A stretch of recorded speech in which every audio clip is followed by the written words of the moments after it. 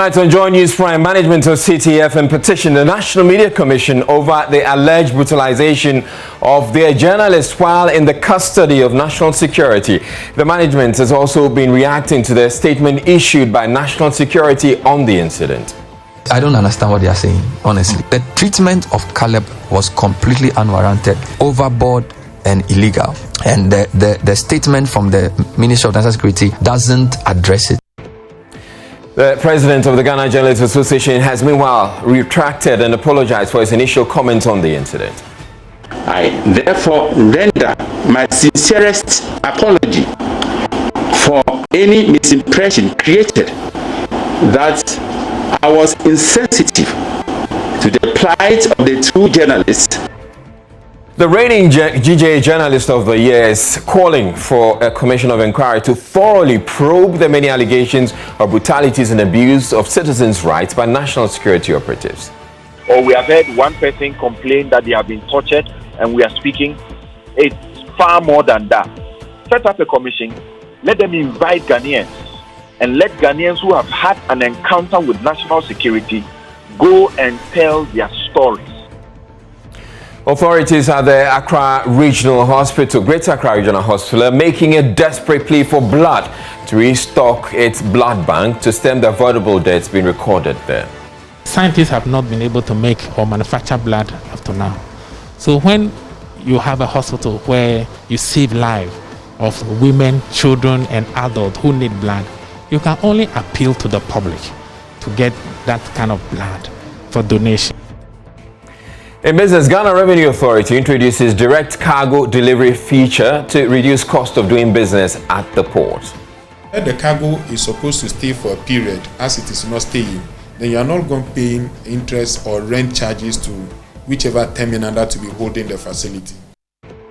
My name is Israel, and JoyNews Prime is coming to you live from our Fanofa studios at Okyeame here in Accra on your digital terrestrial TV, because we're free to air, and also on DSTV channel 421 and GoTV channel 144.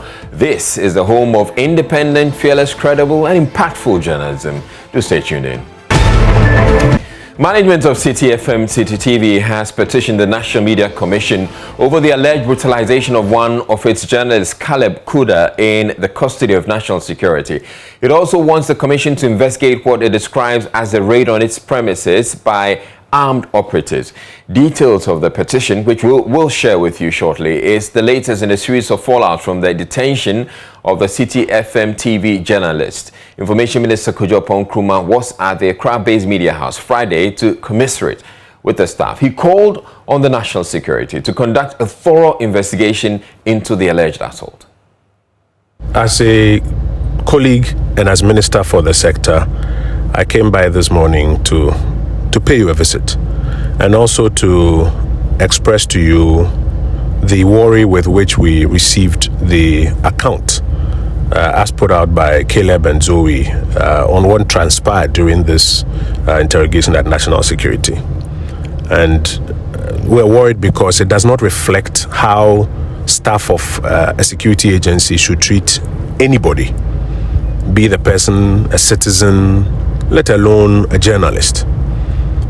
If that person is under investigation or is assisting an investigation or is even suspected of having done something untoward, like in this case, the suspicion of having, gone contrary to some of the rules and practices there, it still would not warrant conduct as is being reported by Caleb and Zoe of what transpired, and that's why we are worried. But we are also pleased to note that because this doesn't reflect how staff of an agency should work, that's why the National Security Ministry itself has launched an internal inquiry into the matter. And our expectation is that that inquiry is not a perfunctory inquiry, it's a serious inquiry that should get to the bottom of it and find out if indeed these allegations are true, the persons who are responsible for it be held to account. No ifs, no buts. There are many times when you find security agencies say they are investigating a matter and these investigations never end. But it is important that this investigation is seen through and the persons responsible, if these accounts are found to be true, are held to account. But even beyond this, we in the ministry have been working to strengthen the National Media Commission, which is a constitutionally mandated body to, among other things, preserve the sanctity of media practice in this country. We've been working to strengthen the constitutionally mandated body to, among other things, preserve the sanctity of media practice in this country. We've been working to strengthen their outfit so that they can also independently deal with some of these matters. That's why quite recently we set up a whole office dedicated to this purpose. Over the holiday, I've had opportunity to speak to the chairman and to the executive secretary that they need to take an interest in this matter, and indeed the other reports as have come forward, and do their inquiries and put forward the necessary recommendations that need to be put out. I know sometimes they like to wait for a complainant to come forward, but I believe that these are matters that they can take judicial notice of and engage with the parties and satisfy whatever technical requirements may exist. But it will be important that they take notice and get involved and help us come to a certain terminal point. The Information Minister's visit comes on the back of a statement issued by the National Security Ministry on the detention of Caleb Kuda. General Manager of CITI FM TV, Bernard Avle, in a reaction to the statement, said he failed to speak to the main complaints. Problematic is that the statement also says that she said she would not come. But I think that was not the full story, because she said she called back trying to speak to her superiors before coming, and then they came here in the style. The statement is also doesn't say anything about the way they came to arrest her. It doesn't say anything about the manner in which they came to arrest her. But the statement is, I think it doesn't do it for me. I don't understand what they are saying, honestly. The treatment of Caleb was completely unwarranted, overboard, and illegal. And the statement from the Ministry of National Security doesn't begin to address the seriousness of what has happened in any way. In a related development, President of the Ghana Journalists Association has rendered an unqualified apology for his comment made regarding the detention of the CITI FM TV journalist. This is what Roland Afilmoni said. This is what he had to say at the time.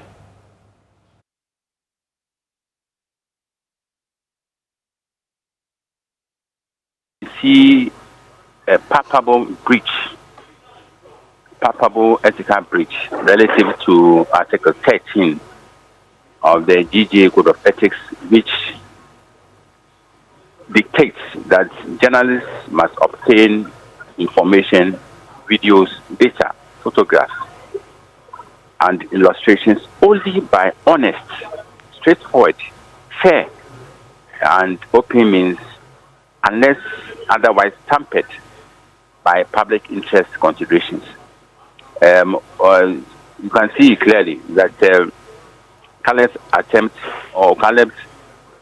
to video or take a photograph of happenings or whatever he too short of breach this ethical injunction. So this is where we are coming from. As it is a point of lesson from which both sides must learn. The journalists, yes, even though we have all the latitude and space enshrined in Article 162, 163 of the 1993 Constitution, Article 164 imposes national security, national morality, and public order restrictions on the media. So this simply means that any story we get or information we obtain should pass the test of national security, national morality, and public order. Otherwise, we will step in. We find ourselves on the wrong side of the law. You can't just walk into the seat of government and then take pictures of vehicles parked outside there. A security zone is a security zone, not a playground.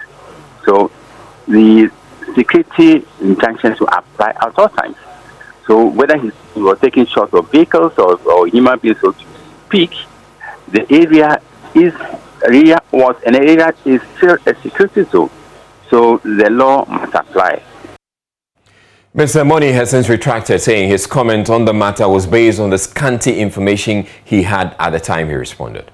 My condemnation of the office invasion and physical brutalization was muted while my comment on Caleb's ethical style was tilted and overly highlighted, obviously, to achieve certain sensational ends. As a student of leadership, I have learned that a leader is not afraid to change course when confronted with fresh information which challenges his earlier assumptions. As I indicated, the information I had before the interview was scanty. What is available now is sufficient, as legal luminaries, distinguished ethicists, and social critics slice and dice the issue from all angles. This is healthy for a free society such as ours, for viewpoint diversity to be manifestly venerated, not maliciously castigated. I also take note of the righteous indignation and emotional overdrive over the issue. I therefore render my sincerest apology for any misimpression created that I was insensitive to the plight of the two journalists, but excited about the excesses by the national security operatives. In another development, legal practitioner and reigning GJ Journalist of the Year, Samson Gladiayenene, has called for the establishment of a commission of inquiry to fully probe allegations of assault leveled against operatives of national security who, he says, have become notorious for trampling on the rights of citizens. Speaking on Joy FM Super Morning Show, Mr. Ayenene cited several instances where operatives have been accused but were never made to account. He says beyond sanctioning the operatives, the leadership must also be made to answer for the misconduct of the operatives. The Ayawaso West Wagon Commission's report on this institution has not been implemented. Why will the president waste our money, set up a committee of such eminent people, Emil Short, Mensa Bonsu, the former IGP, spend our time, our money to do work, and these eminent people, very knowledgeable people, come to the conclusion and make a recommendation that this illegal force within the national security operating with the powers of a police, which is not backed by the law, should be disbanded, and nothing is happening because why? The president set them up, and what was the purpose for it? No purpose, just so for the optics that we will feel that something was being done. So number one, let's go back to that report, and on the back of that report, I am proposing another committee to be set up, an independent committee to be set up. But this time round, what should it do? It should invite citizens who have had encounters with the national security. It should include the BNI, it should include the rest of them, these other bodies that have been set up, to come to that committee or commission to tell their stories. This country will be shocked to the marrow. And I'm speaking from experience. For those people who think we speak and we just speak like them because we read some statements issued by government, and on the basis of that we are speaking, or we have heard one person complain that they have been tortured and we are speaking, it's far more than that.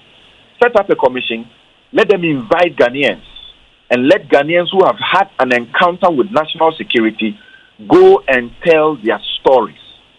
Even if we are not going to open it that way, just ask lawyers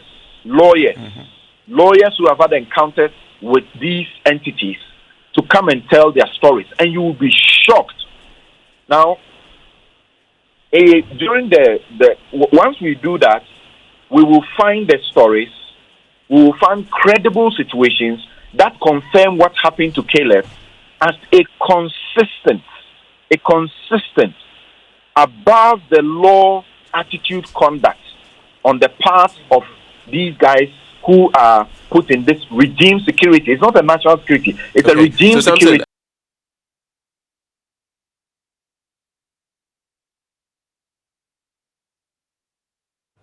All right, so we will shortly be speaking with Ranking Member of the Defense and Interior Committee of Parliament, James Agaga, for his thoughts on the setting up or the establishment of this commission. But let's go back to the petition by the CITI FM management to the National Media Commission. ERNEST is on standby. He has a copy of it. ERNEST, can you tell us exactly what this petition is saying?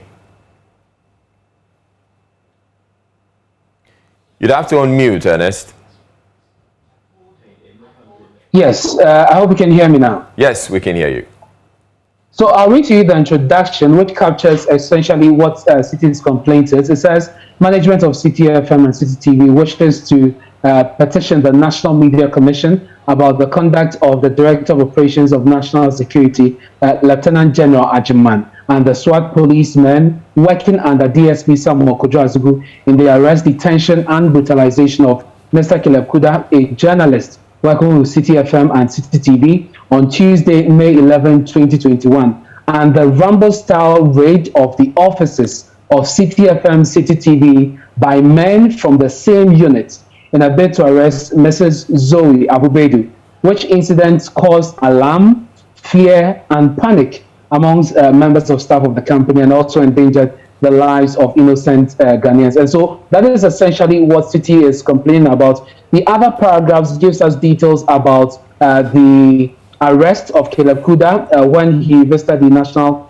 Security Secretariat. That's on May 11, around 2 p.m. How he was arrested, detained for several hours, the assault, the torture. It gives details of that, and then proceeds to talk about the raid of CITI FM, where they give the details about how 7 armed men, storming the station, attempting to, arrest Zoe Abubedu, and what actually unfolded at the office. They then proceed to make a request, and it says that we are hereby petitioning the National Media Commission to use its role under the Constitution that enjoins it to ensure the safety of journalists, to investigate or cause to be investigated the 2 incidents described above and recommend appropriate actions therefrom.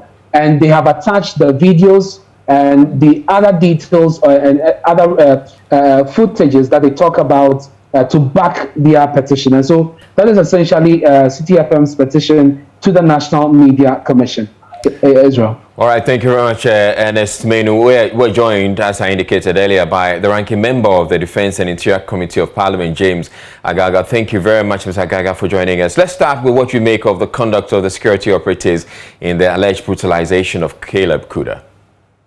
Well, Israel, I am very certain that the security operatives clearly acted with reckless abandon when they deployed 7 heavily armed men to storm CITI FM just to arrest Caleb Kuda for the alleged offense committed when he filmed the vehicles at the premises of the National Security Council Secretariat.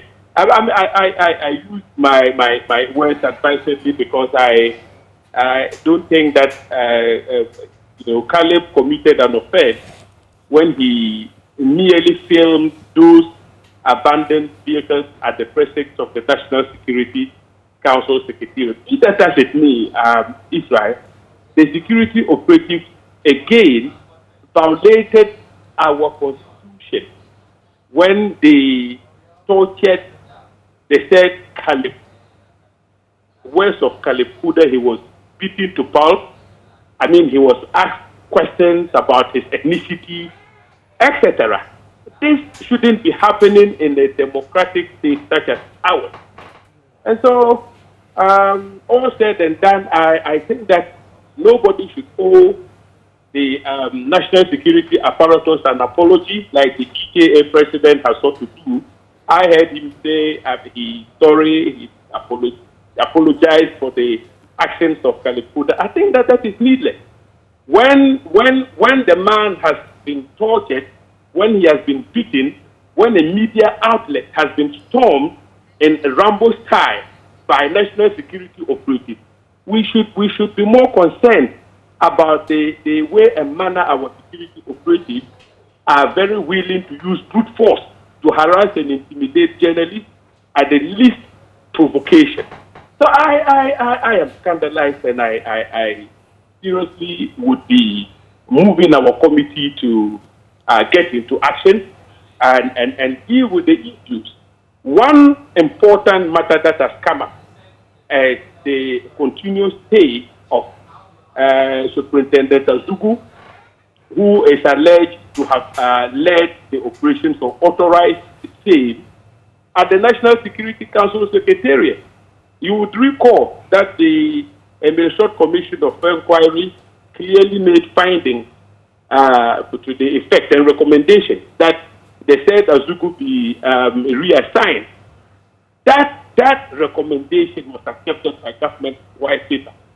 But this recent happening, at the instance of the National Security Council operatives at CITI, it's a revelation to me that they said Azugu still remains at the National Security Council Secretariat, and once again is at the center of this whole debacle. So we would definitely have a lot of questions for instance, the Inspector General of Police, and by extension, the minister responsible for national security. All right. When we return to Parliament. It's interesting that you're saying that you would want to take up this matter, but you have been Deputy Interior Minister before, and the conduct of the national security operatives is not new. This has been quite typical of them, would you say? Well, Israel, essentially, they were not behaving any differently when you were Deputy Interior Minister. Well, so far as I am concerned, anytime I received reports about the misconduct of security operatives, we acted. On a number of occasions, security operatives were dismissed for abusing the rights of suspects. A number of times, security operatives were interdicted to pave the way for investigations to be conducted with respect to their handling of suspects. So I definitely, yes, have served as Deputy Minister for the Interior before. I know sometimes security operatives would work outside the remit of the law and actually abuse the rights of citizens. But whenever such reports are brought to our attention, it is important that we act very swiftly in order to get those characters out of our security setup. It's very important.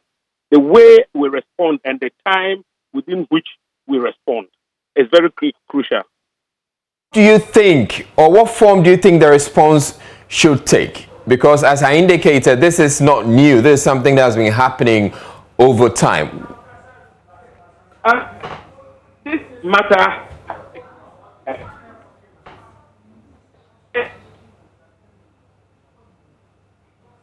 of a journalist, and in recent times, the issue of journalists and media freedom have been a matter that has engaged our national discourse for quite some time now. And so the manner of abuse of Caleb Kuda clearly is something that should be given a lot of attention, not just because we think that journalists are special people, but the point is that we are in an era where the complaints are that media freedoms are being typed. Journalists are attacked because of the kind of work they do. And so this whole matter feeds into that perception that journalists are not given the freedom to go about their duties within the framework of our Constitution. And that is why I think that these matters ought to be given special attention.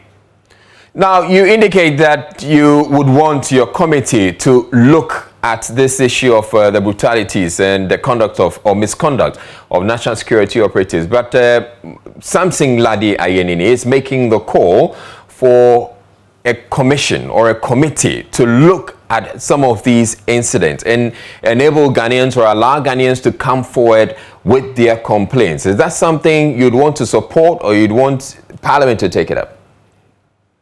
Well, the specific issue that is before us now has to do with the abuse of a journalist who was actually caught by the national security apparatus, while attempting to ply his trade, so to speak, or work as a journalist by attempting to film or take videos of some abandoned vehicles for purposes of reporting on maybe recklessness within officialdom, etc., etc.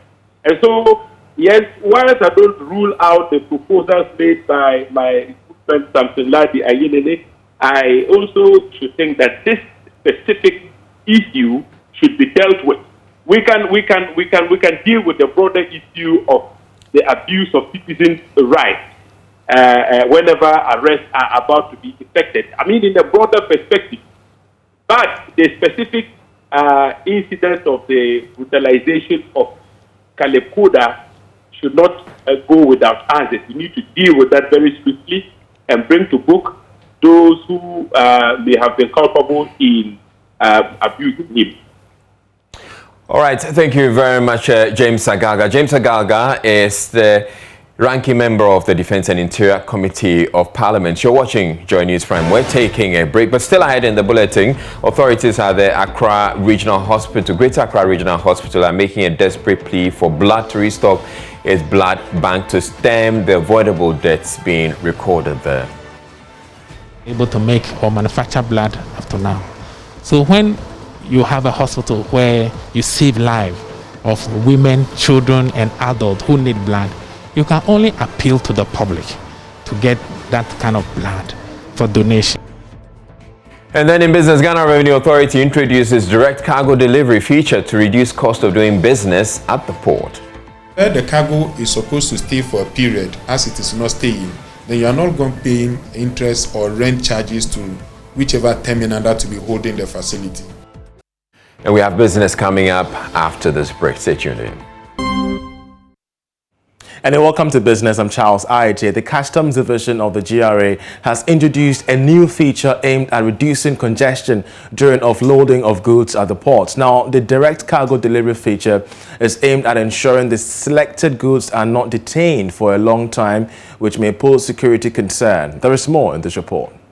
The integrated customs management system introduced for port clearance has been going under a routine upgrade by managers of the system to improve trading at the port. The direct cargo delivery is the latest, expected to improve trade facilitation, reduce the cost of doing business, and enhance security at the port.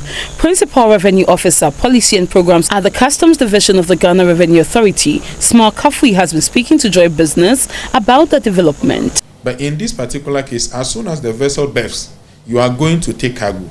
So, of course, the turnaround time, you are actually improving it.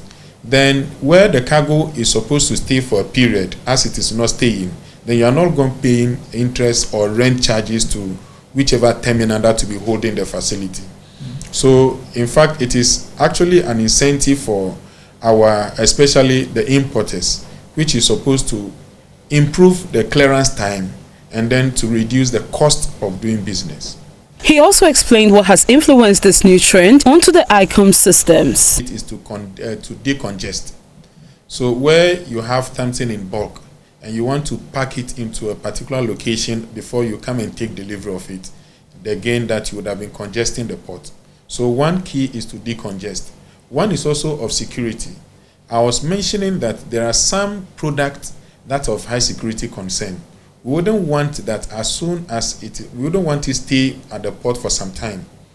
It is better that it is moved and monitored that it gets to its destination. And then we have some of those ones that are bulked that we don't have facility at the port to accommodate them. So where you keep them, assuming we don't want to practice this one, means that you may be keeping the vessel. As at when we give approval, then you remove. Importers and other stakeholders at the port are expected to experience enhanced communication among themselves as part of the new feature. Now, despite the impact of COVID on global economies, remittances to Ghana shot up by 5% to $3.6 billion last year. That's a disclosure by the World Bank's 2021 Migration and Development Report, of which Charles Nixon Yeboah has more. With the exception of Nigeria, where there was a significant decline in remittances, foreign inflows to Africa went up by 2.3%. According to the report, Ghana was ranked second behind Africa's most populous nation, benefiting significantly from remittance flows last year. There are hundreds of thousands of Ghanaians residing in the United States, United Kingdom, Germany and France who remit funds regularly to their families, loved ones and relations in the country. During the COVID-19 pandemic, where most of these economies were locked down for greater periods, Ghanaians in the diaspora were not perturbed by continuing to send monies to their families and friends back home in Ghana. Importantly, the country benefited from the remittance flows as its contribution to gross domestic product was reasonable. Banks were also not left out, as their commissions from the remittances were expected to have gone up. Nonetheless, the report said remittance flows to the region were affected by the COVID-19 pandemic, in particular by restricted mobility measures and the employment situation in the main host countries. Ghana was, however, not much affected, as remittances to urban and rural areas went up slightly. Now, Ghana's mobile lottery 787 NLA has rewarded a school administrator 20,000 cedis in the just-ended draw. The draw 7-6 held last Saturday. Bernard OFORI, among others, hails from Okyeame in the Ghana West municipality. Upon receiving the 20,000 cash prize, shared with us what exactly entered into him winning. There is more in this report. Bernard OFORI, who hails from Okyeame in the Ghana West Municipal, upon receiving the 20,000 cedis prize, shared the prize will be of greater good to his business. Overjoyed Bernard expressed gratitude to the 787 lottery and urged all to partake in this week's super promising jackpot. I was just doing SMS here and there, and then that was how far I got it. I started winning 10 cedi, 50 cedi. I kept moving on. I was with my kids, and we were like the whole world. It's real. It's real. It's real. It's real. Like I'm saying, I came with my squad, and it's real. That just flow and do it. It's workable. Head of Customer Experience Richard Akotubanfo at the event announced Star 787 Hash Full House Package guarantees at least a 10 cedis win in this Saturday's Super Jackpot draw. Let's talk about money this Saturday. We are looking at a jackpot value of 738,000 Ghana cedis with a unique guaranteed prize of 20,000 Ghana cedis. My very good friend, you can take home 20,000 Ghana cedis, equally take home 738,000 Ghana cedis, all with only 5 Ghana cedis. All you have to do is to pick your phone, dial star 787 hash, and then get your ticket to stand a chance to change your life. No budget is too big with 738,500 Ghana cedis. This is your moment, so change your life now. And that's how we end business for this segment. Sport is up next with Gabriel Smith to stay.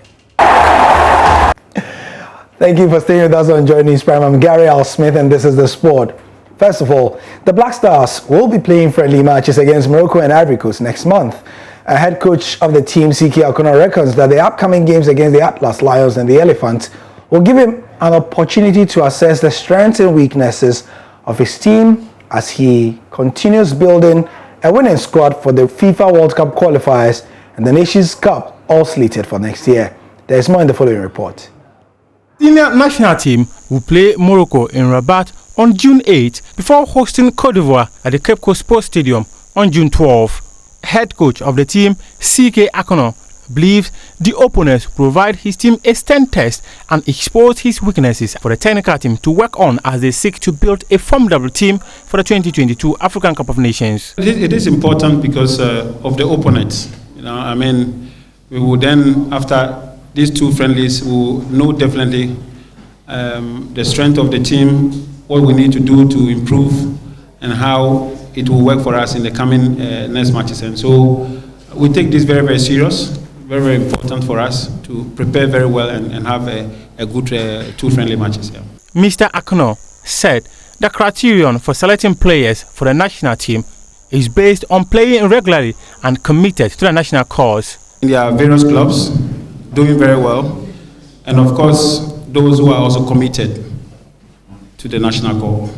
These are the criteria we look and we pick players from. Yeah. However, players such as Lawrence Atizigi, Alfred Duncan are some of the players who enjoy regular club football. But these players were not given a look-in by the technical team. AKONNOR explained that in as much as they rely on players who are playing regularly and committed to the national cause, other factors also play a role in their decision to invite certain players over others.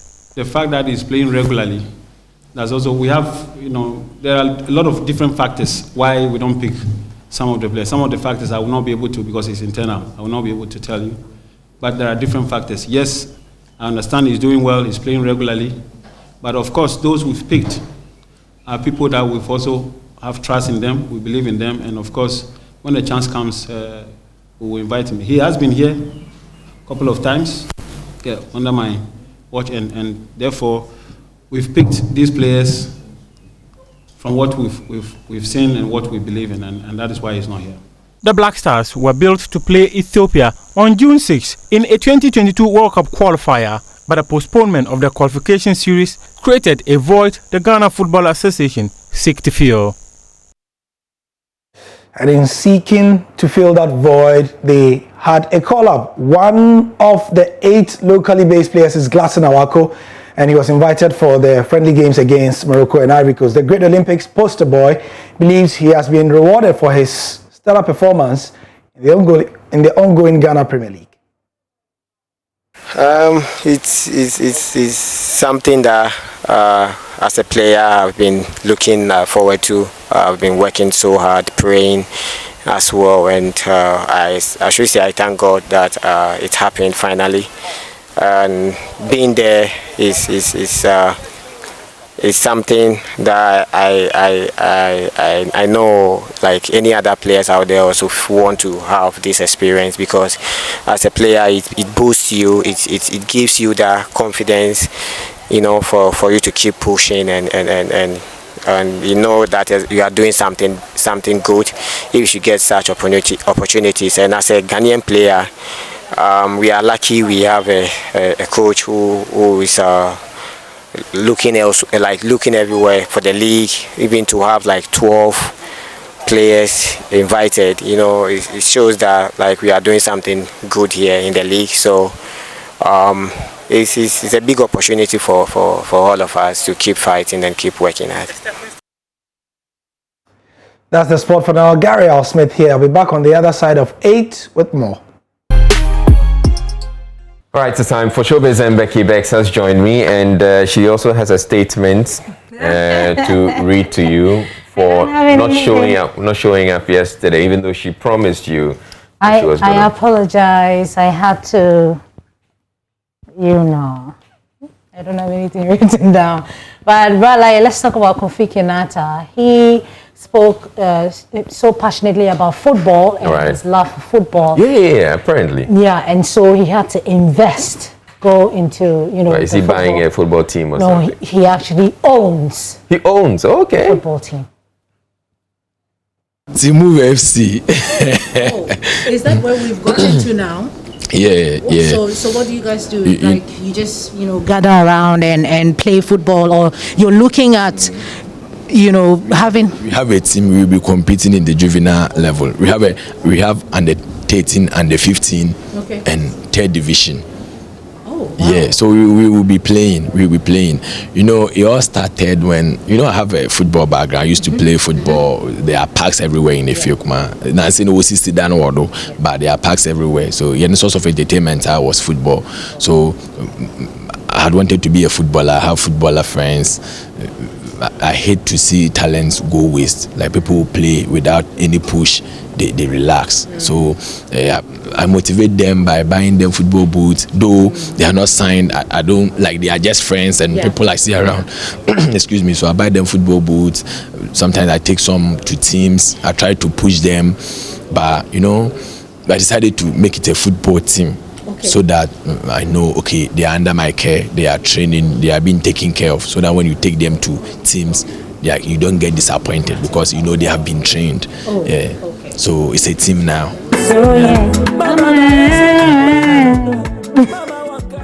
Okay. We'll get there one day. Yeah, you will. So, Okyeame Kwame, correct me if I'm mistaken, he will be the first musician to have written a book. So he is set to release a book that he co-wrote with his wife, named, I'm not too sure. He won't be the first. Who's the first? We've had musician. Some. Yeah, we've had some before him. Yeah, I want to believe. Yeah. Okay. But so he might be the first or second. Well, maybe the hip life generation. Yeah. So he titled it "Love Locked Down," and he explains why. We wrote this book. My wife and I wrote this book during the lockdown period, when we're trying to do something. For the past 4 years, we've been saying that we are going to write a book. But during the lockdown, when both of us were at home, we realized that, okay, it's time for us to put it together. So we had been thinking of the content that we are going to put in the book, and this, that, and the other. So during the lockdown, we brought someone together to help us put the book together. But my wife and I, we had like a very, very small wedding. Very, very, very small wedding. I remember our wedding was done like 11 or 12 years ago, Okay. And it cost about 300 Ghana cedis, because it was a wedding that had only 7 people. A few family members at the court signing our lives to each other and making the promise to help each other blossom. But then we said that if we survive 10 years, we're going to do an event at the beach, and that's sort of like our wedding, and we're going to call it Lockdown, because at that time, when we're having our wedding, when we're getting married, Kanye West had released a song, "The Love Lockdown," Love Lockdown, and we used to love the song so much because of the way we're both locked down, and then when we started writing the song, it was also during the lockdown. We said, I think that we need to call the book Love Lockdown. Well, congratulations to them. I think we should have a Hall of Fame named after Prime Hall of Fame. Okay. Let's think about it. Thank you very much, Becky Bex, for bringing us showbiz. I'll be all for those of you who are watching on Joy Prime, but there's more news on the Joy News channel. Do stay tuned in.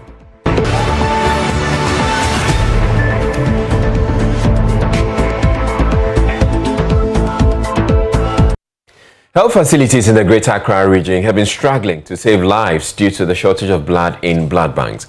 Pregnant women and accident victims have been the most affected, with some of them losing their lives whilst waiting for relatives with compatible blood to donate. In a desperate attempt to salvage the situation in the Greater Accra Regional Health Directorate is organizing a monthly donor drive to get the general public to voluntarily donate to the regional blood bank. JoyNews' Faustina Southwestmore in the following report. Data from the 2020 maternal death courses indicated about 44% of maternal deaths were due to obstetric hemorrhage, a condition where women bleed before, during, or after childbirth. This means 5 out of every 10 maternal deaths could be prevented if the blood banks had enough stock. But that is far from the reality. In the Greater Accra region, doctors are battling to save lives with understocked blood banks. Director of the Greater Accra Regional Hospital, Dr. EMMANUEL SROFENYOH, says an average of 20 pints of blood is issued from the hospital's blood bank daily. Donations have, however, dropped since COVID-19, and banks can no longer meet the demand. Blood is a very important commodity in healthcare. It is not something that you can go to a shop and buy. It can only be donated. The scientists have not been able to make or manufacture blood up to now. So when you have a hospital where you save lives of women, children, and adults who need blood, you can only appeal to the public to get that kind of blood for donation. What has happened in Ghana here, as a result of COVID and its impact on the health system, blood mobilization is one of the activities that were severely affected by COVID. Because of the fear of people coming to the hospital, the fear of coming together to donate blood, people shied away. The voluntary donors all shied away. So last year, our blood stock was severely affected. Even into this year, because COVID impact is still there, our blood stock was severely affected. Stephen Kofi Mensah's wife, who is on admission here, is expected to deliver any moment. He's concerned he may lose her, just as he lost 2 of his close friends. Recently, 2 of my neighbors died because they were asked to donate blood from their family. They couldn't do it. By the time they got people to donate, the lady passed. The second one too, out of an accident. He also died. This time, I decided to do it also for my wife, who is at the labor ward, because I don't know what might occur. I have to secure her. Her life is at stake, and I'm supposed to support her. Peter Clement just finished donating blood because his relative, who is on admission, needed it. I'm just helping someone, one of my cousin, for the blood donation because his daughter is here and is very sick. So the doctor, they need the blood very urgently. So that's why the woman called me that I should come and assist them for the blood donation. As the hospital continues to grapple with high levels of preventable maternal deaths, Dr. SROFENYOH is appealing to the general public to donate blood to the facility. As we speak now, the stock is not as we will all have expected for a large regional hospital, because each day the requests that come to the stock is a little over 20. Each day from the morning to the afternoon to the night, the various departments, especially maternity department and then the children department, these are the departments that consume a lot of blood. Each day all these people, when they receive patients, and even though we are just one hospital, because of our referral nature, we receive patients from all over. District hospitals refer to us. Sometimes when a patient delivers there and she's bleeding, she's referred to the rich hospital. It means that we have to have a stock. So what we have here is not only for our own patients, but for patients that may be referred in to the Greater Accra Regional Hospital that we want to save a life, that we need the blood for. The Greater Accra Regional Health Directorate, in collaboration with the regional hospital, has introduced a monthly donor drive. This month is themed Love a Mother, Save Her Life, Donate a Pint of Blood Now. The target is to get at least 500 pints of blood to stock up the hospital's blood bank. Sources in the blood banks are depleted. It means that lives will be in danger. Lives could be lost unnecessarily. So this is to raise awareness. If you're in the area or if you can make your way over to Ridge Hospital, please come over and be part of this to save a life by donating blood. Faustina Safo for JoyNews. Starting next week, the Ministry of Education will begin the distribution of licenses to qualified teachers in both private and public schools. The initiative, the ministry says, is part of government's efforts to regularize and professionalize teaching in Ghana. The ministry has therefore launched the Teacher Licensing and Registration Program. My colleague Judith Awuchitando was at the launch and now reports. Yes, Ghana has been operating an educational system without proper regularization of the teaching profession. Many private schools engage senior high school graduates who have not gone through any teacher training. Although the Ministry of Education began the popular licensure examination some 3 years ago, the initiative still did not professionalize the teaching career enough. The ministry, however, believes registration and distribution of licenses to qualified teachers will be a permanent solution to the problem. Dr. Yao Osei-Duchum is Minister for Education. But today, I'm here to launch the registration and licensing of teachers. We know that teacher trainees have gone through this and they got a provisional license.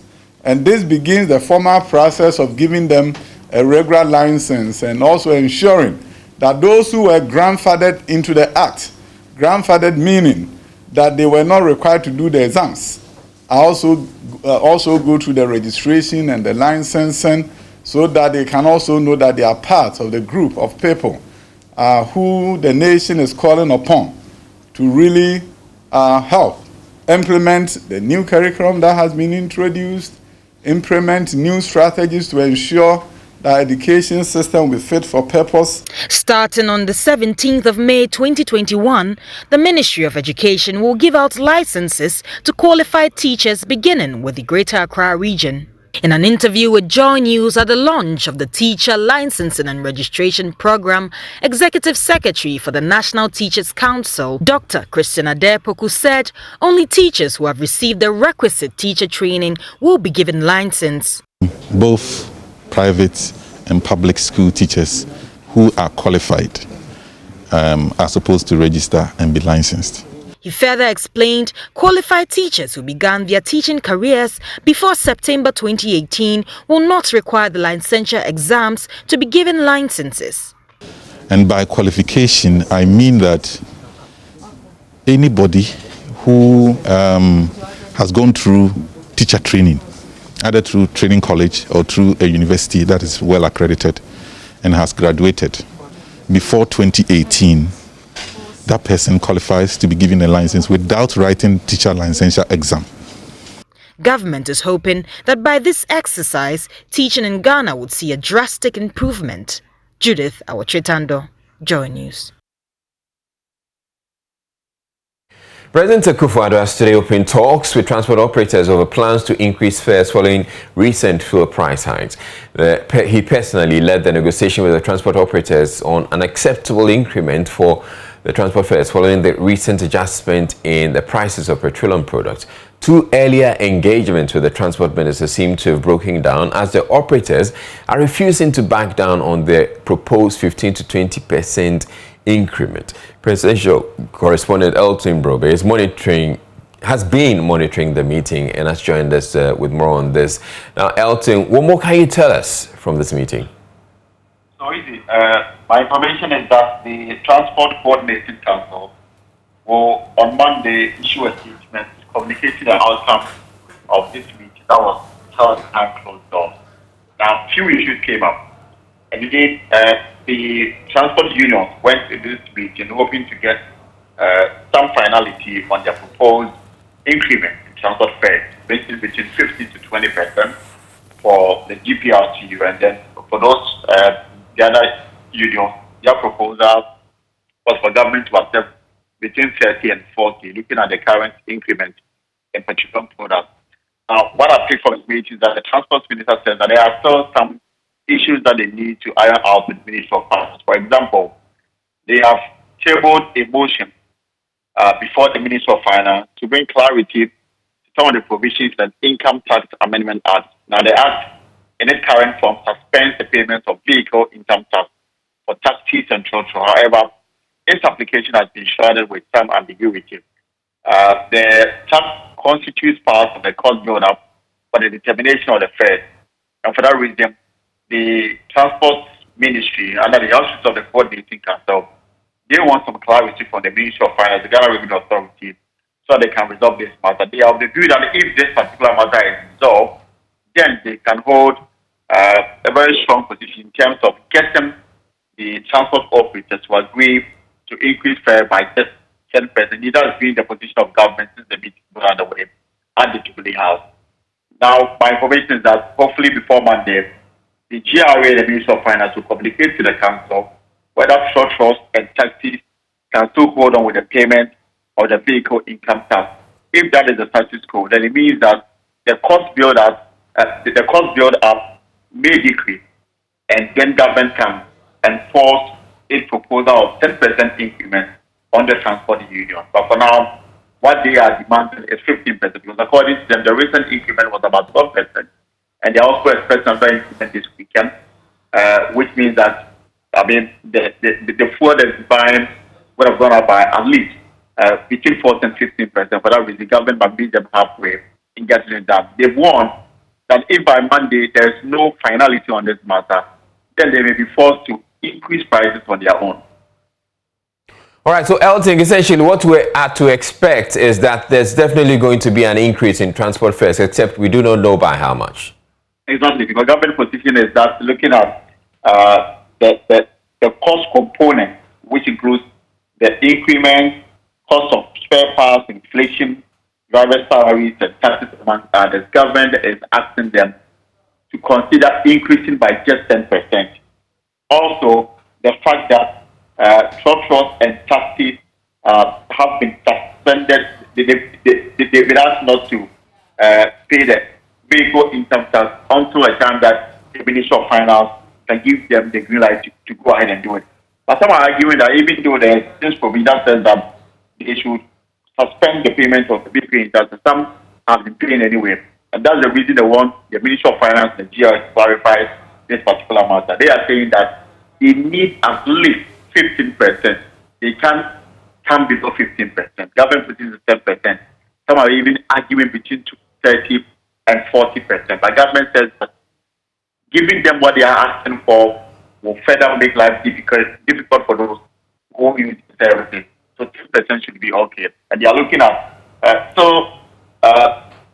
holding on to the suspension of the implementation of the vehicle income tax for truck and taxi. And if the clarification from the finance ministry is that they are not to pay, then the 10% will hold. Otherwise, government will have to bow to their demand for at least 15% increment. All right, thank you very much, Elton Brobe, presidential correspondent. Now, commuters on the Tamale Industrial Area, Yohini Road, have begun a campaign to get the deteriorated stretch fixed.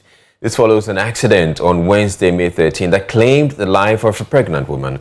According to the protesters, several pleas to get city authorities to fix the road have fallen on deaf ears. Northern Region correspondent Martina Bogre reports. The stretch in question is about 200 meters long. Several accidents have happened within the enclave, with 2 occurring simultaneously yesterday. Vehicles continue to break down within the stretch. Speaking to JoyNews, road users said the situation is causing unnecessary inconvenience when plying the road.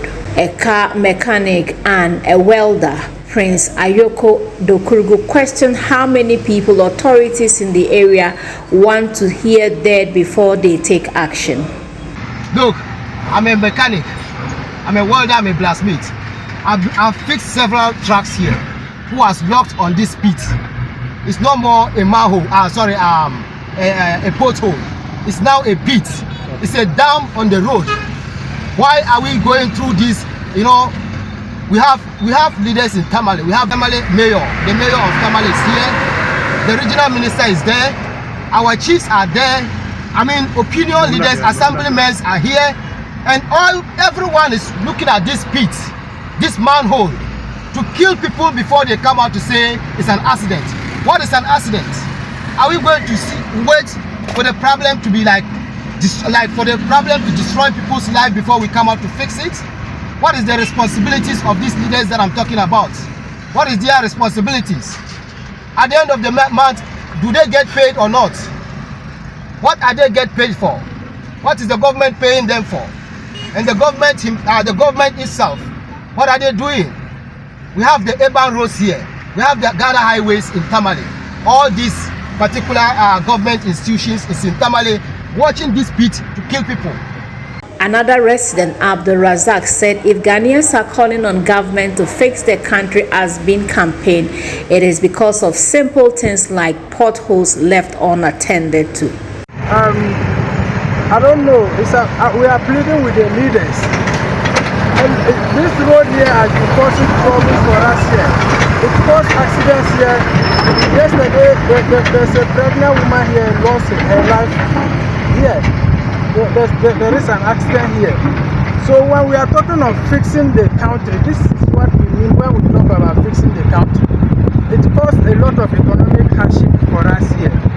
This road links to the stadium to the Kumasi Accra highway.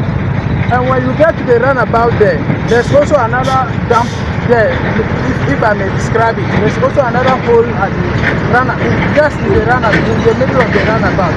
And we are pleading with the people in authority to come fix the road for us. Tricycle operator Ibrahim said the bad nature of the road is affecting their business because they spend several hours when broken vehicles take over the road.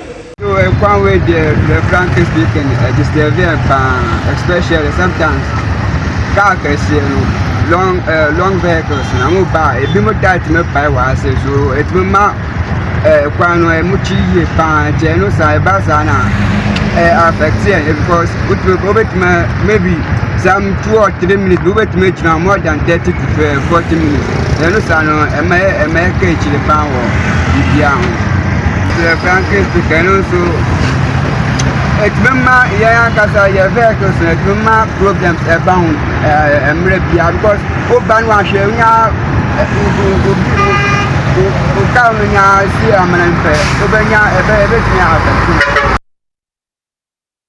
Regional Minister Dr. Hafiz bin Saleh has warned chiefs, security personnel and opinion leaders in the West District against participating in illegal felling of economic trees, especially rosewood. He stated that the district has gained notoriety for the illegal felling of economic trees and would not allow that to continue. He said anyone found complicit in the fight against illegal felling of economic trees in the area would not be spared. Dr. Hafiz gave the warning when he separately met with the chiefs from the Wechau and Dorimo Paramounties. JoyNews' Upper West correspondent Rafik Salam reports from Salmana in the West District. One of 4 districts in the Upper West region where the illegal felling of trees, especially rosewood, is the West. The district for the past 3 months has been invaded by the rich, powerful rosewood cabal with the connivance of unscrupulous local authorities, and they cut all 3 species they think are of value to their trade. They will first of all look for their prime target, which is the rosewood species, and if it's not readily available, they will then go for other 3 species which look same as rosewood but with a lesser value to cut. Salmana, located in the Durmo traditional area, is one community that the illegal logging of trees is at its zenith. Upper West Regional Minister Dr. Hafiz bin Saleh, joined by members of the Upper West Regional Security Council (RECSEC) and the West District Chief Executive Edward Library Sobo, took a tour of the area to see for themselves the extent of the damage caused by the illegal felling of the trees. The minister was visibly angered by the sea of trees that were illegally cut, majority being Absilia, non-local as Palpa or Kakala. This is really disappointing because look at it, it's not very far from the community, and they watch on and then allow these things to take place. Dr. bin Saleh, who also doubles as the chairman of the Upper West Regional Security Council, earlier met with chiefs from the Wechau and Dormo Paramounties on the need to help in the fight against the illegal logging of trees in their respective communities. His Excellency the President has tasked us, regional ministers, to play a frontline role in this fight. And I will spare no effort at ensuring that those people who engage in this illegality are weeded out of our region. But I cannot do it alone. I need the support and cooperation of all and sundry to succeed. So please, I want to see action on your part. He was, however, not happy with the conduct of the police command in the district, as oftentimes persons arrested for the illegal act are left to go. Yes, we are not going to spare anyone. If anybody is complicit in this menace, you will be overcome by the law. The law will take its course. That is why I am involving everyone, security operatives, our chiefs, and everyone. It should be a collective fight. You heard him, that oftentimes they make arrests, then when they inform the police, in no time they will see the culprits in their mistake. Such a thing should not happen. Once it happens, it demotivates them.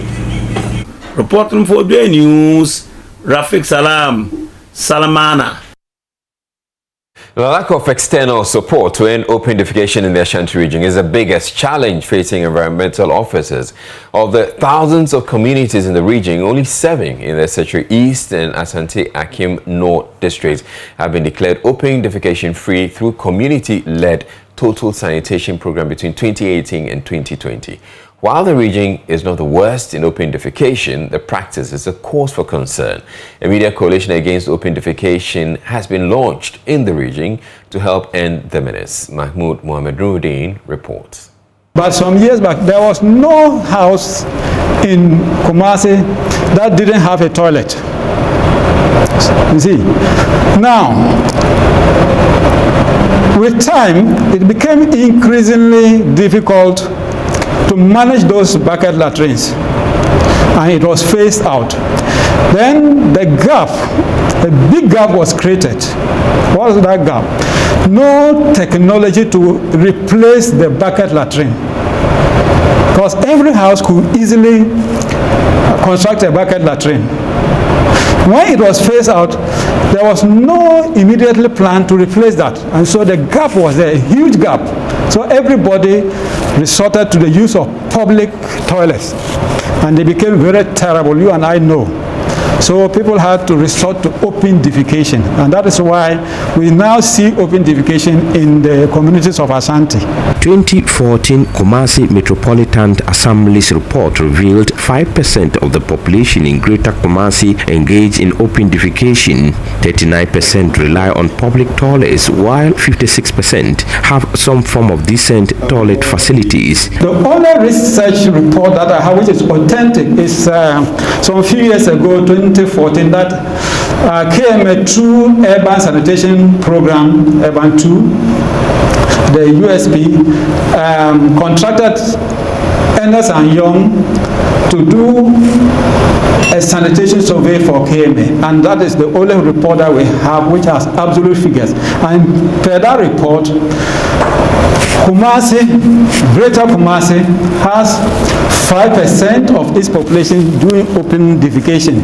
39% depend on public toilets, and then 56 have decent toilets in their houses.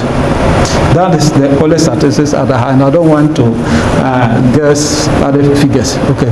Ashanti Regional Environmental Officer Don Awan Tongo says there should be cost-effective technology to be able to end open defecation. So we think that for this solution, for this for us to increase the number of toilets within this short period, what we need to do is to look for a cost-effective, simple to install type of technology that everybody can easily access it and put in their houses, just like the bucket latrine used to be. Presently, that is it, to be able to fill the gap. This is the only solution. Now, Mr. Awontongo says local assemblies are working with chiefs to achieve targets of open defecation free communities. However, today there are a number of interventions that are ongoing. Number one, the Ashanti Regional Coordinating Council recently inaugurated the RICS, the Regional Integrated Coordinating Committee for Sanitation, with the help of World Vision Ghana. And I think we must say kudos to World Vision. They did an excellent job, because not everywhere that we have people to support in this direction. And may I also take this opportunity to acknowledge the members of the RICS that are here. RICS, are you here? Thank God. Yeah. All right. So, and the World Vision is also helping Ashanti region in 2 districts to do the CLTS program, and per that program we have verified the number of communities. And Ashanti Regional Coordinating Director Joseph Donkor says urbanization and population growth are the major causes of open defecation. He says institutional capacities are being strengthened to help improve on sanitation. Predominantly a rural phenomenon. Urbanization due to migration has aggravated the problem in urban areas. You're watching JoyNews Prime. We're taking a break. We're bringing you more business. Stay tuned in. And you're welcome back to business. Investors in aquaculture will enjoy 5 years tax holidays due to exemptions, among others. Now, that's according to the Ghana Investment Promotion Center, GIPC's executive, Yofi Grant. He's therefore calling on investors to prioritize the aquaculture sector to this effect. He was speaking at the first hybrid aquaculture conference in West Africa held in Accra. Emma Davis was there and now reports. Chief Executive of the Ghana Investment Promotion Center, Yofi Grant, says investors in the aquaculture sector will benefit from a 5-year tax holidays duty exemption, amongst others. According to him, the $7.4 million investment in the sector is inadequate. Hence, these incentives to attract more investors. There are only about 6 aquaculture businesses registered with the center, with a total investment cost of about $7.4 million. And about $3.1 million of foreign direct investment. Now, considering how important we think this is, these numbers are woefully inadequate. So what are the incentives that will make it attractive for anybody to invest in it? A business in the aquaculture sector enjoys the following: 5 years tax holidays for the production of fish, duty exemptions on plant, machinery, and equipment. Of course, you also have, if you're partnering with a foreign direct investor, you have automatic immigrant quotas for work and resident permits. And the law also provides or permits fish farming losses to be carried forward for 5 years of assessments. Then, of course, we also have strategic investment incentives. Under our law, specific incentive packages may be negotiated for, in addition to the incentives and benefits already stated. And particularly when you invest more than $50 million, you get to a category we call the strategic investor. Regional Senior Fisheries Officer at the Food and Agriculture Organization, India Gaguye, says his outfit is investing in developmental project in aquaculture in West Africa due to the prospect of the sector. We are providing to our members policy support, capacity buildings. We are also implementing projects funded by donors, and we are also, with our seed money, piloting many projects in the Africa region, especially in West Africa, where we feel that development of aquaculture is the future. Here in Ghana, namely in this university, they are promoting the knowledge of in aquaculture science. This is no way we cannot escape from investing more in training, in developing the capacities of the technology is here. Nowadays, we are even talking about digitalization of aquaculture. And I can tell you that, for instance, in our regional office, we plan to start an activity in that direction this year. Just to let you know that in the end of the day, whatever we can do, if we do not invest in training and capacity building, we will miss the point. Head of Department at Marine and Fisheries Sciences at the University of Ghana, Professor Francis Nunu, called on the Ministry of Fisheries and Aquaculture Development to develop a specific policy to guide the sector. According to him, the sector lacks support and the policy will help in addressing the issues. Ghana is lacking a lot in the technology part, and also we have a lot of academic produce graduates, etc. As the industry people said, they don't have the hands-on experience to feed fish and things, and people find it a little derogatory when you send them, they have a degree and they have to go and feed fish and harvest fish and all that. So we have a gap in the middle level personnel. We have high management personnel, but gap in the middle level personnel, and then we have the technology. We need technology to use local products to formulate feed, and then technology to raise the hatchery, and also do online marketing. Now we are in a period of digitization. Filling that gap, what suggestions do you have? It starts from really the policy. We have an aquaculture, fisheries and aquaculture policy, but we need to develop a specific policy for aquaculture. Jack Magny, Commercial Director of Rainan Fish Feed, A fish feed producer bemoaned that his outfit for the past 2 years has stopped enjoying tax exemptions. He called on government to come to its aid. Our big issue for a few years now is that when we started in 2011, we did enjoy tax exemption as the poultry are enjoying.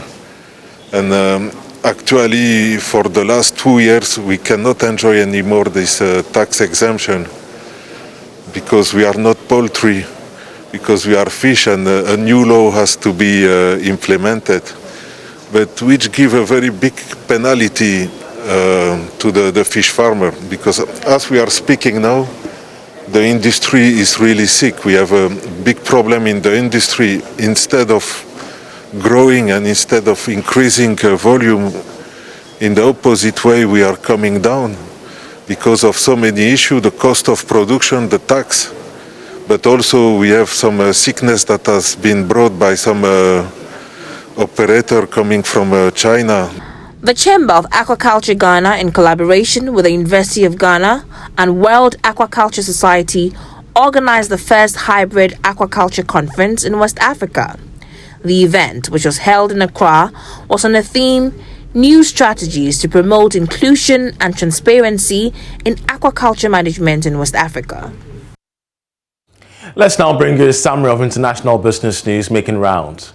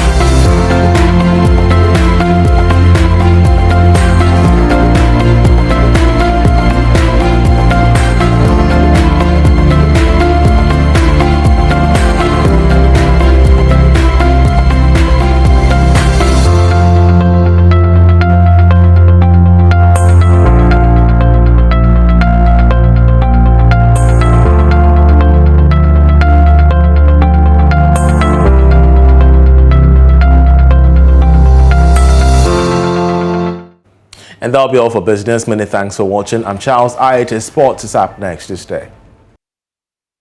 Thank you for staying with us on JoyNews Prime. Gary Smith here, back again with the second batch of the sport. Beginning with the news that the head coach of Dwarfs, Ernest Thompson Quarty, has blamed goalkeeper Razak Issa for his side's defeat to Asante Kotoko in the just past GPL Week 24 fixture at the Linkley Stadium in Obuasi. Now, Dwarfs lost to Kotoko despite taking the lead through Dennis Nkrumah and Emmanuel Jamefi restored parity before the goalkeeper gifted Kotoko the winning goal. The Dwarfs coach was critical of his goalkeeper. Kotoko were an ordinary side. They weren't better than us. Okay. It was the howler by my goalkeeper. Yeah. Another howler. Yeah. You see, it hurts when these things happen. Yeah. It makes you feel sad because with all the hard work and the goalkeeper gives away such a cheap ball. Exactly. It's very disheartening. Okay. You know, it's rather unfortunate that it had to end this way, because much as he did some very good saves in the game, a goalkeeper of his stature shouldn't have let Do you think Dwarfs could have won the match? Yeah, we could have won the match in the first half. We could have killed the game in the first half. But it was unfortunate. It was very, very But will this also derail your efforts? It isn't going to derail anything. Okay. We are still going to work hard to make sure that we maintain our head above water. Okay. And see what's next, because we can't be losing matches like this and be thinking all is well. I agree. Because this is the second time such a goal has been scored against us by the same goalkeeper. Taking the goalkeeper to the cleaners, eh? Anyway, let's check out the week 25 fixtures of the Ghana Premier League and the other top European leagues. First of all, the Wafa versus Legon Cities is tomorrow. Inter Allies versus Bekum Chelsea, Ash Gold versus Great Olympics, Kim Faisal, Bechem United, Liberty Professionals, Asante Kotoko, Adriana Stars versus Mediama, that should be tasty. Kerala United versus 11 Wonders, and Hearts of Oak versus Elmina Sharks. That will be on Sunday like all the others. And Monday, we see Dwarfs in action again. The Premier League, Burnley versus Leeds United, Southampton versus Fulham, Brighton versus West Ham United. There's Palace, Villa, Spurs, Wolves, West Brom, Liverpool, Everton, Sheffield. Those are on Sunday. Then for La Liga, there's Alaves, Granada, Bilbao, Real Madrid, Atleti, Osasuna, Barca, Celta Vigo, Cadiz, Elche, relegation 6 points are there. Getafe, Levante, another one. Real Betis, Huesca, Real Sociedad, Real Valladolid, Valencia, Eibar, and also Villarreal, Sevilla. Serie A, Genoa, Atalanta, Spezia, Torino, Juventus, Inter Milan. Oh boy. Roma versus Lazio also. Those two matches, Juventus, remember, are gunning for a Champions League place. As at now, if the season were to end today, they would not make it to the Champions League. Sunday, Fiorentina, Napoli, Benevento, Crotone, Udinese, Sampdoria, Parma, Sassuolo, and AC Milan, Cagliari.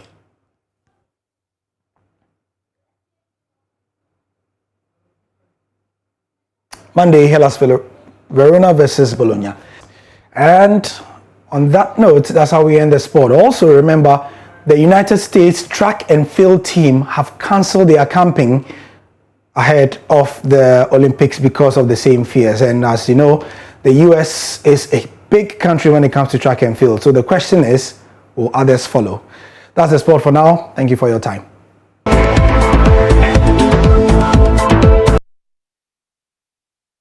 The United States Agency for International Development is promoting the deployment of technology-based tracking systems of criminal cases to promote justice delivery.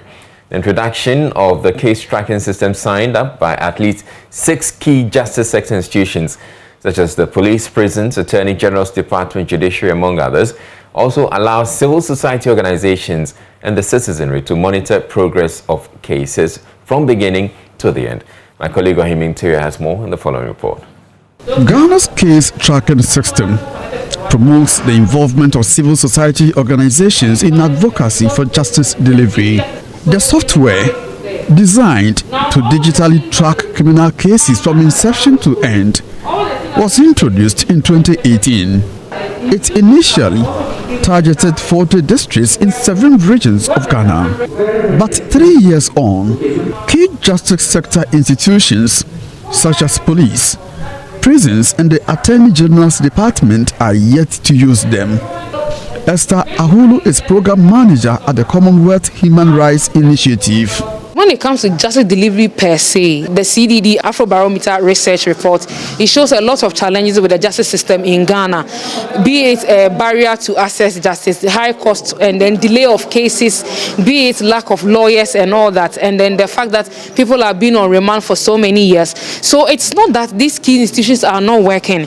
What we are saying is that there's a need to hold them accountable. I mean, there's a need to involve the citizenry as well, because they are working in favor of we, the citizenry. But But if we are also not involved in the process, then I'm sure that people might not work as expected. So it will be good that we, the citizenry, that these are working for our benefit. We also participate in the system so that we will enrich the system. Some of these challenges that have been identified will be dealt with.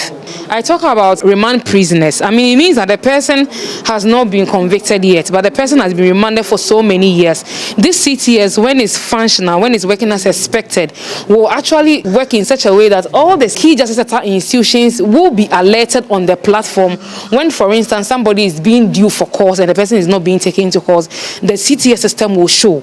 So it means that at every point in time, the CTS system will be showing where we are at a particular case, and therefore the right institution will be held accountable to what they are expected to do. Selected community-based organizations from 7 regions, including Ashanti, Volta and Western, have been trained to increase advocacy in case processing with oversight and monitoring responsibilities. The training forms part of USA's justice sector support activity being implemented in Ghana. Ashanti Regional Deputy Police Commander, DCOP David Ajimanaje, has endorsed the system as one of the positive means to promote the rights of all suspects. Generally, the criminal justice system is designed to punish the guilty and exonerate the innocent. Okay? And so that is how the system works. But because the system is inherently against the rights of people, we need to ensure that everybody who goes through the system is adequately protected and fairly treated. All that we are trying to do is, as the CTS is to ensure that every person who comes into the ambit of the criminal justice system has his or her fundamental rights protected. The CTS aims at mobilizing marginalized communities through the introduction of innovative public education programs. From Kumasi, for JoyNews, Okyeame reporting. And that's how we wrap up the bulletin for this evening. I'm Israelite. Thank you very much for watching. Have a great weekend.